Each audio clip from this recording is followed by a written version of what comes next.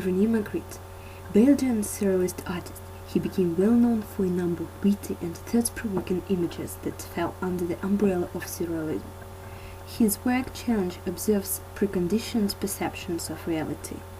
Few know about the more sinister side to René Magritte's art, as well as images of bowler-hatted gentlemen running down over Belgian streets, pipes that are apparently not pipes, and faces obscured with apples.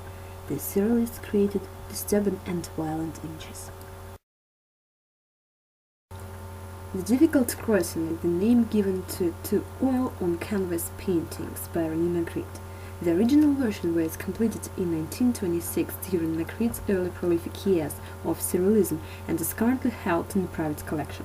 This picture contains a number of curious elements, for example, the ambiguity between windows and paintings. The back of the room shows a boat in a thunderstorm, but the view is left to wonder if the depiction is a painting or the view out the window. Magritte observed that each image suggests that there are others behind it. Viewed through a standing frame of irregular shape, these images are a sky, a lit curtain festooned with sleigh bells, a house facade, a sheet of paper cut out, a forest and a fire. The title evokes the view of the invisible which pervades the artist's work and reflects the surrealist fascination with the subconscious. The famous pipe. How people reproached me for it, and yet, could you stuff my pipe? No, just a representation, isn't it not? So, if I had written on my picture, this is the pipe, I haven't been lying. Magritte had the following to say about this work. One night I woke up in a room in which a cage with a bird sleeping in it had been placed.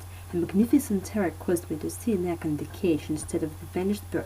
I then grasped a new astonishing magic secret, for the shock which experienced had been provoked precisely by affinity of two objects, the cage and the egg, to each other, whereas previously this shock had been caused by the bringing together two objects which were unrelated.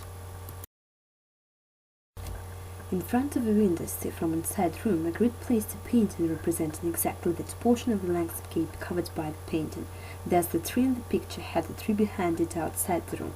For the spectator, it was both inside the room within the painting and outside in the real landscape.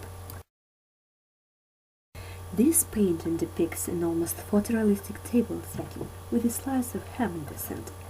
The scene is made surreal by the presence of an ice looking back at the viewer from the center of the ham. The work depicts a man standing in front of a mirror, but whereas the book on the mantelpiece is reflected correctly, man can see only the back of his head.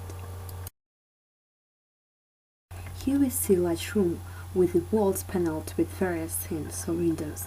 Each panel reveals a different subject: a sky, firewood, a forest, the front of a building, an ornamental pattern, a female tassel, and a strong metallic texture featuring sphere bells, a common Magritte element.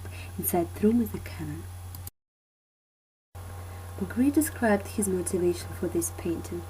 I decided to paint the image of a locomotive. In order for that mystery to be evoked, another immediately familiar image without mystery, the image of a dining room, fireplace, or joint. Everything we see hides other things, and always want to see what is hidden by what we see. This is an interest in that which is hidden and which the visible doesn't show us. The interest can take from the form of a quite intense feeling, a sort of conflict, one might say, between the visible that is hidden and the visible that is present.